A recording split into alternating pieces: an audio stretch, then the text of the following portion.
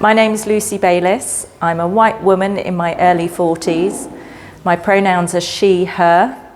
I've got short red hair and I'm about 5 foot tall. And what is it that you do here at Dance East?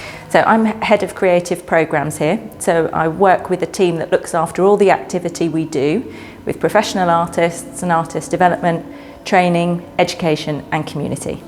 Wonderful. Can you tell us a bit about the installation behind you? Yeah, absolutely. So this was a commission from when we opened the building in 2019. It's by an artist called Stuart Haygarth, and it's made from tutus that were manufactured especially by a tutu manufacturer called Grishko. And it's one of the really iconic pieces in the building that people remember us for.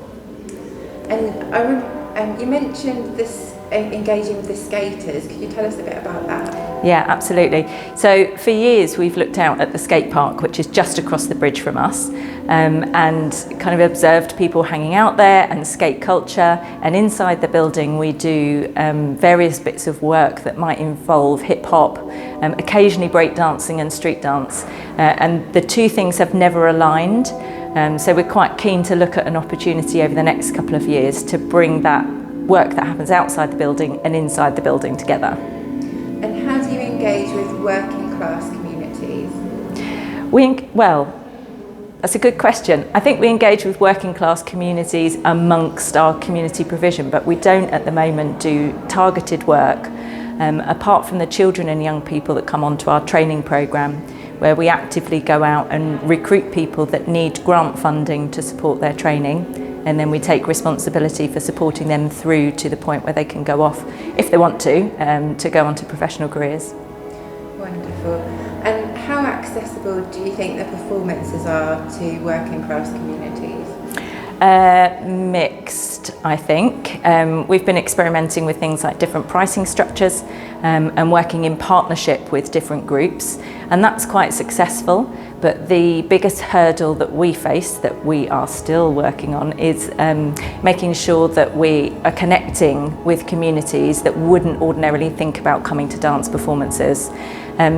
Having a building and a facility like this is brilliant, but not everybody is comfortable coming inside it. Not everybody knows what we do. So we've got a massive job to try and communicate what we do and to make sure that what we're doing inside the building is relevant and is stuff people want to come to.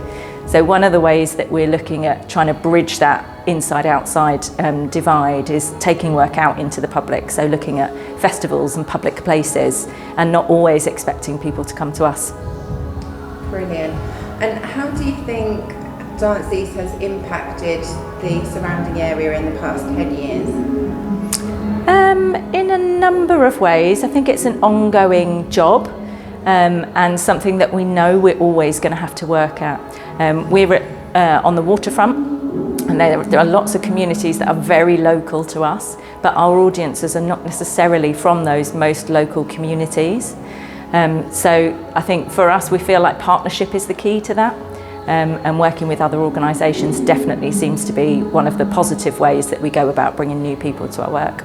Excellent. I've noticed that there's been quite a lot of excellent representation of people of colour in your performances. How are you trying to incorporate disabled people and other minorities? Mm-hmm. So we work with our equality and inclusion plan, and in that plan we have several specific protected characteristics that we work on. So throughout our projects, each one of our projects will have targets that we set ourselves and then hold ourselves accountable to. One of the groups that we find most challenging to work with is disabled artists making dance that is suitable for the mid-scale and of the quality that we put on in the studio theatre.